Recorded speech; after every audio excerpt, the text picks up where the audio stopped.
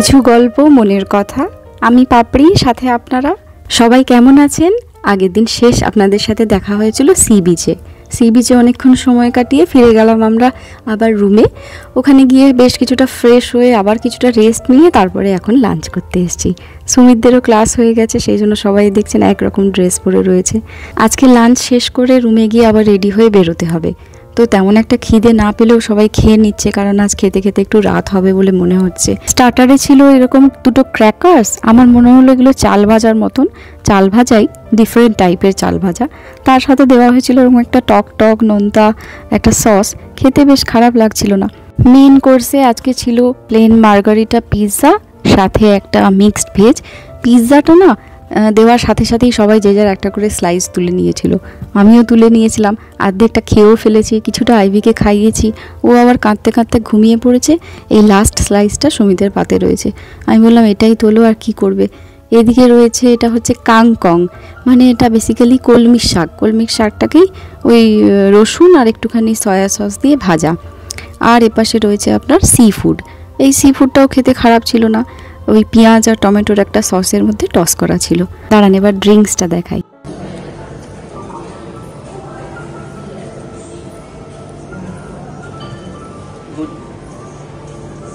কি আছে ওটার মধ্যে?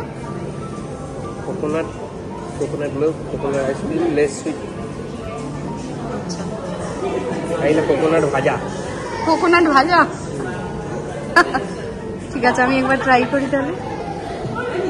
কোকোনাট ড্রিঙ্কটা তো বেশ ভালো ছিল, খুব হালকা হালকা মিষ্টি কোকোনাট আইসক্রিম, ওই যে যেমন বললো কোকোনাট ভাজা, সব কিছু দিয়ে বেশ খারাপ ছিল না। এবারে আমারটা ট্রাই করার পালা। আমি নিয়েছি কিউই পাঞ্চ, ওই জন্য এরকম সবুজ দেখতে, আবার একটা ডিহাইড্রেটেড লেবু দিয়ে গার্নিশ করা রয়েছে, সাথে পুদিনার একটা স্মেল, খুব সুন্দর। এবারে চলে এসেছি ডিজার্ট।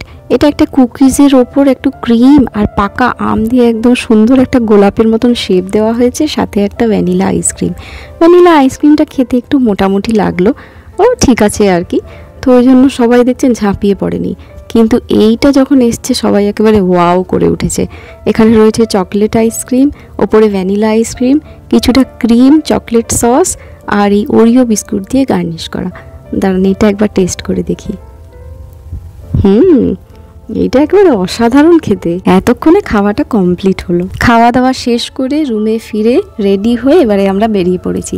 তো এখন বাগিতে রয়েছি, বুঝতেই পারছেন। এই বাগিটা আমাদেরকে নিয়ে যাচ্ছে এখন লবি অবধি। লবি থেকে আবার আমাদের জন্য গাড়ি ওয়েট করছে। আজকে আমরা ঘুরতে যাব রিসর্টের বাইরে দূরে কোথাও।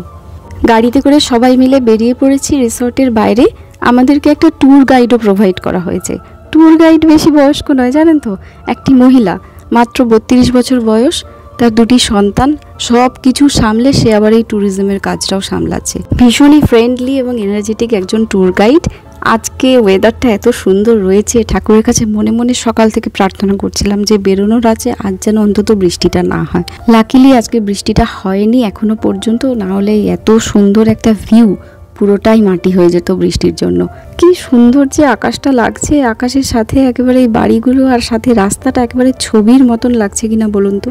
ভিয়েতনামে এসে আমি একটা জিনিস প্রথম দেখলাম, এইদিকে গাড়ির ড্রাইভার যিনি থাকেন উনি উল্টো দিকে বসেন, মানে লেফট হ্যান্ডে, মানে রাস্তার দিকে মুখ করে থাকলে বাঁ দিকে বসেন।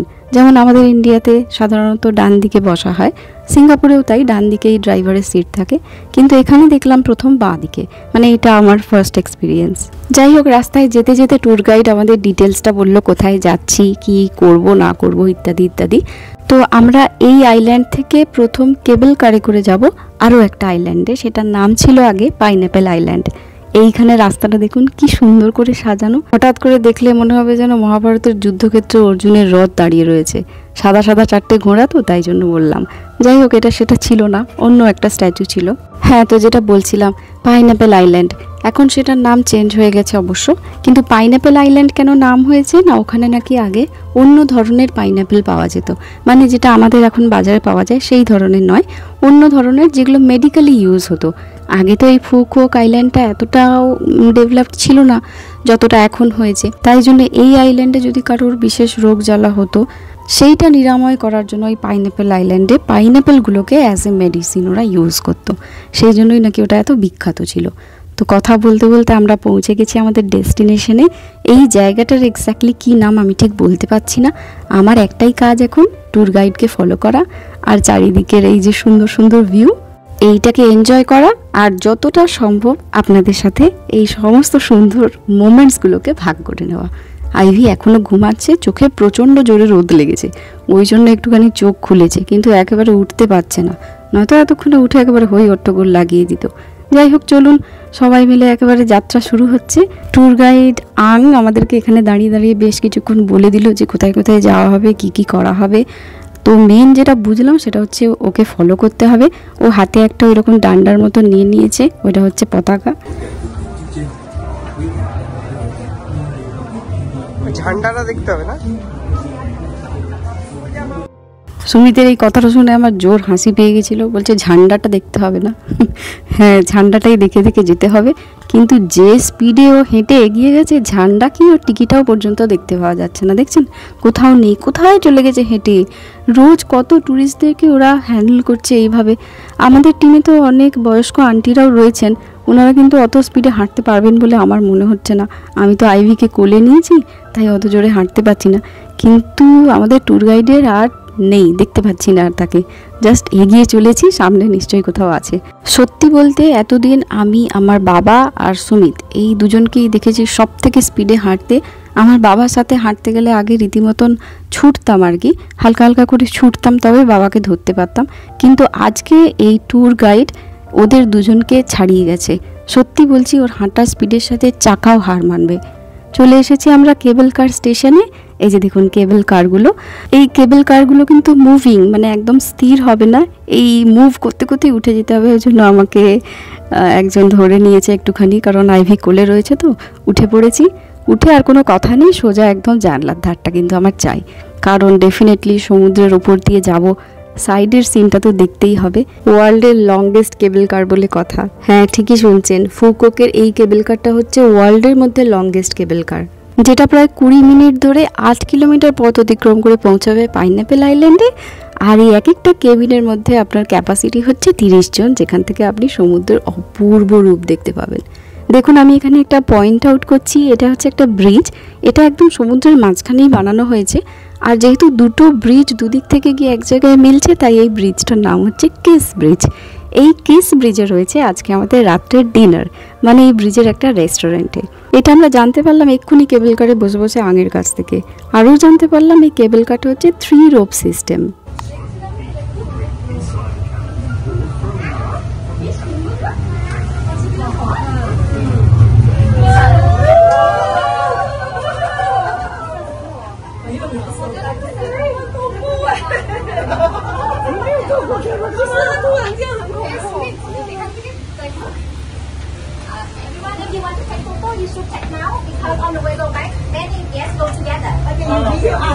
এই কেবিনটা যখনই ওই কেবল কারের আরেকটুখানি ওপর দিক করে উঠছে না, তখন একবারে গাটা পুরো সেই নাগরদোলায় উঠলে যেমন হয়ে যায় না হালকা, ওই রকমই লাগছে। তাই সবাই একসাথে একবারে হো হো করে উঠছি। আর আইভিও উঠে পড়েছে, ও দেখছি ভয় পাওয়ার জায়গায় এই ভীষণ সুন্দরভাবে এনজয় করছে, এইটা আরও ভালো লাগছে। আর আমাদেরকে কিন্তু এখনই ওয়ার্নিং দিয়ে দিল যে যত ফটো নেবার ভিডিও নেবার এই সময় নিয়ে নাও, যেমন সুন্দর ভিউ রয়েছে তেমন ফাঁকা রয়েছে, আসার সময় কিন্তু পারবে না, কারণ সেই সময় যেমন অন্ধকার হয়ে যাবে আর প্রচুর গেস্ট একসাথে ফিরবে, তাই তখন ফটোস বা ভিডিও নেওয়া জাস্ট ইম্পসিবল। তাই সবাই এখন একটু ফটো আর ভিডিওগুলো নিয়ে নিচ্ছে।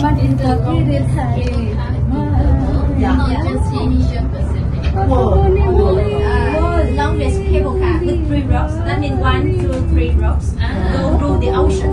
There are some cable car go through the mountain with long 1 rope or 2 ropes. But here 3 ropes. You see this really calm. Yes, very stable. মনের আনন্দে কেবল কারে বসে গান করতে করতে আর মানে এই অপূর্ব সমুদ্রের ওপর দিয়ে যে আসার এক্সপিরিয়েন্স কি বলবো, ওটা ক্যামেরা যতটা না সুন্দর লাগছে, স্বচক্ষে দেখলে কিন্তু গাটা আর মনটা ততটাই একেবারে শিহরিত হয়ে উঠবে। তো আমরা মোটামুটি পৌঁছে গেছি এই আইল্যান্ডে। আর এই আইল্যান্ডের একটা ছোট্ট এখানে মডেল করা রয়েছে যে কেমন দেখতে আইল্যান্ডটা, খুবই সুন্দরভাবে এটা সাজানো রয়েছে। চলুন এবারে সামনের দিকটায় এগোই। এখন প্রায় 4:10 মতন বাজে, আর বাইরে একেবারে মানে একেবারে ফাটাফাটি রোদ। আমি এটাই কিন্তু চাই, দরকার নেই আমার বৃষ্টি ঠান্ডা, আমি ঘেমে যাই তবুও ভালো, কিন্তু আমি রোদ ভালোবাসি। বৃষ্টি হলে আমার মাথা খারাপ হয়ে যায়। চলুন তাড়াতাড়ি হেঁটে যাই, আঙ্কে তো সামনে দেখতেই পাচ্ছি না, জাস্ট হেঁটে যাচ্ছি। এখানে একটু তাড়াতাড়ি হেঁটে হেঁটে যেতে বলছে, কারণ আমরা অলরেডি অনেকটা লেট হয়ে গেছি। 4:45 অবধি খোলা থাকবে, অলরেডি 4:15 মতন বাজে। তো আইবিকে ওই জন্য ওর বাবার কোলে দিয়ে দিয়েছি, আর আমি যত রকম ব্যাগ বোচকা নিয়ে চলেছি। চলুন দেখি কি স্পেশাল আছে। এখন আমরা যে রাইডটায় উঠবো সেটার নাম হচ্ছে ইগলস আই। এই যে সামনে যে লম্বা দণ্ডের মতন জিনিসটা দেখতে পাচ্ছেন, এইটার ওপর অব্দি যাবো। তো এর ভেতরে যে কেবিনের ব্যবস্থা রয়েছে সেটা একটা গোলাকৃতি কেবিন। ওই গোল কেবিনটা আস্তে আস্তে আস্তে আস্তে করে একদম টপ অবধি উঠে যাবে, আবার ওটা আস্তে আস্তে আস্তে আস্তে ঘুরে ঘুরে নামবে, একদম ওপর অবধি যাব। তো ওই ওপর থেকে আপনার এই এরিয়াটা যতটা দেখা যাবে আর কি, মানে এই দ্বীপটার যে অঞ্চলটা দেখা যাবে সেটা আপনি বসে বসে দেখতে পাবেন যে একটা ইগল যদি উড়ে যায় সে ঠিক কিভাবে এই দ্বীপটাকে দেখবে, সেইটা আপনাকে এক্সপিরিয়েন্স করার জন্য এরকম একটা সুন্দর ব্যবস্থা করা রয়েছে। ওপরে উঠতে উঠতে দেখতে পাচ্ছি অনেক কনস্ট্রাকশন হচ্ছে। এই যে এত সুন্দর একটা সবুজে ঘেরা দ্বীপ, মানে এটা যদি কনস্ট্রাকশনের আন্ডারে চলে যেতে থাকে আস্তে আস্তে, না জানি কি হবে। আর এই কনস্ট্রাকশনগুলো তো আর এমনি হচ্ছে না, এই সমস্ত জঙ্গলগুলোকে কেটে কেটেই হচ্ছে। অনেক দূর অবধি যতদূর চোখ গেল দেখছি অনেক কনস্ট্রাকশন হচ্ছে, অনেক রিসর্ট হচ্ছে। মাঝে মাঝে যেন দেখে মনে হচ্ছে যে কিছু কিছু জায়গা নাই বা হলো ডেভেলপ, নাই বা হলো বেশি কনস্ট্রাকশন, একটু ন্যাচারাল সৌন্দর্যটা অন্তত থাক না। কিন্তু এই বসে বসে ভাবাটাই সার। আমি তো আর গিয়ে ওদেরকে বলতে পারবো না যে আপনারা এইসব বন্ধ করুন, বা যতদূর করছেন করুন, আর করবেন না, এই ন্যাচারাল বিউটিটা নষ্ট হতে দেবেন না। যাই হোক, কি আর করা যাবে, ঠাকুরকে প্রার্থনা করি যেন কিছু কিছু জায়গা অন্তত এরকম প্রকৃতির কোলে একদম সুন্দরভাবে হেসে খেলে বেঁচে থাকে। নেমে চলে এসেছি আমরা নিচে। এখানটায় দাঁড়িয়ে সবাই একটু ফটো তুললো আর একটুখানি রেস্ট নিচ্ছে, কারণ প্রচণ্ড জোরে জোরে হাঁটা হয়েছে, সবাই একবারে ক্লান্ত হয়ে গেছে। শুধু এই যে আঙ্কে দেখছেন, সে একদম দাঁড়িয়ে আছে, সে এত স্ট্রং কি আর বলি। এখানে একটা ওয়াটার পার্কও রয়েছে, কিন্তু সেই ওয়াটার পার্কটায় সকাল থেকে যদি সারাদিনের মতন সময় নিয়ে আসতে পারেন তাহলে আপনি ওয়াটার পার্কে এনজয় করতে পারেন। কিন্তু আমরা তো এসেইছি অনেকটা লেটে, আর এখন 5:05 বাজে, এবার এখান থেকে বেরিয়ে যেতে হবে। এক গ্লাস করে রিফ্রেশিং ওয়াটারমেলন জুস খেয়ে আমরা উঠে পড়েছি আবার কেবল কারে। কেবল কারে উঠে আমার কিন্তু শ্রীরামচন্দ্রের একটা উক্তির কথা মনে পড়ছে, দুরাদয়স চক্র নিভস্য তন্নি তমাল তালি বনরাজি নীলা আভাতি বেলা লবণাম্বু রাসের ধারা নিবর্ধেব কলঙ্ক রেখা। যে সমুদ্রটাকে দেখে শ্রীরামচন্দ্র এরকম উক্তি করেছিলেন সেইটা এতদিন আমার ইমাজিনেশনে ছিল, আজকে চোখে দেখে সেটা সিদ্ধি লাভ করলো। চলে এসেছি আমরা এখন কিস ব্রিজের ওপরে, যেটা আমরা ওপর থেকে দেখেছিলাম না কেবল কার থেকে। এখানে একবার সমুদ্রের আওয়াজটা শুনুন।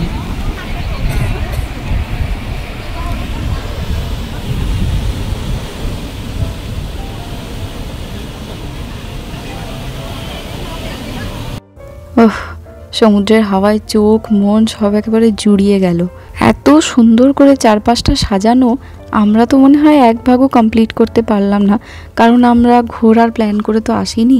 সারাটা দিন বেরিয়ে আপনি যদি চারদিকটা কভার করেন তাহলে আরও সুন্দর সুন্দর দেখার জায়গা রয়েছে। সন্ধে তো প্রত্যেক দিন হয়, কিন্তু সমুদ্রের ধারে দাঁড়িয়ে এইভাবে সূর্যাস্ত দেখা আর তার সাথে আকাশের এই রং বেরঙের খেলা, এইগুলো তো এইরকম কোনো জায়গায় ঘুরতে না হলে দেখার সুযোগ হয় না, তাই না? চলে এসেছি আমরা ডিনার টেবিলে। আমাদের ওই 6:30 পৌনে 7টায় ডিনারের টাইম ছিল। এত সুন্দর করে ডিনার টেবিলটা সাজানো রয়েছে না, আর একটু জোরালো আলো বলে কিছু নেই, সব একেবারে ডিম আলো, খুব হালকা। এই আলোগুলোর ওপরে আবার ট্যাপ করলে এগুলো কালার চেঞ্জ করে, মানে ইয়েলো লাইট থাকলে হোয়াইট হবে আর হোয়াইট থাকলে ইয়েলো। মেনু আজকে সবগুলো প্রায় সি ফুডের ওপর, শুধুমাত্র আইভি খেয়েছে স্টিমড রাইস আর ভেজিটেবল স্যুপ, তার সাথে একটু ভেজিটেবল ফ্রাইও ছিল। ওকে অত সি ফুড তো আর খেতে দিইনি। যাই হোক, ডিনার কমপ্লিট করতে করতে মোটামুটি বেজে গেছিল রাত 9টা, কিন্তু আমার মনটা ঠিক এই জায়গাটাতেই আটকে ছিল। একটু আগে যখন সূর্যাস্তটা দেখে ফিরছিলাম, এই দৃশ্যটা আমি কিছুতেই ভুলতে পারছিলাম না। তাই ভিডিওটা শেষ করার আগে আগে ভাবলাম আপনাদের সাথে আরেকবার আমার সব থেকে ভালো লাগার মোমেন্টটা শেয়ার করে দিই, কারণ এরপরেই এই ব্রিজের উপরে ফায়ার ওয়ার্কসের একটা শো দেখে তারপরে আমরা ভিলাতে ফিরবো। চলুন একসাথেই তাহলে একটু ফায়ার ওয়ার্কস দেখে নিই।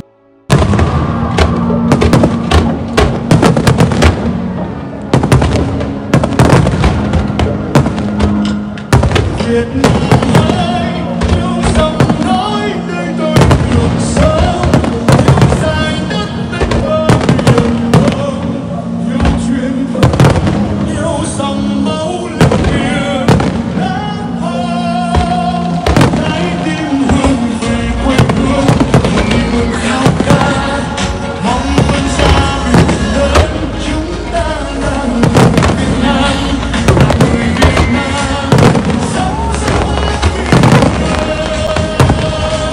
সবাই ভালো থাকুন, দেখা হচ্ছে খুব তাড়াতাড়ি ভিয়েতনাম ডে 3 নতুন একটা ভিডিওতে, অন্য কোনো পথে, অন্যরকম স্বাদে।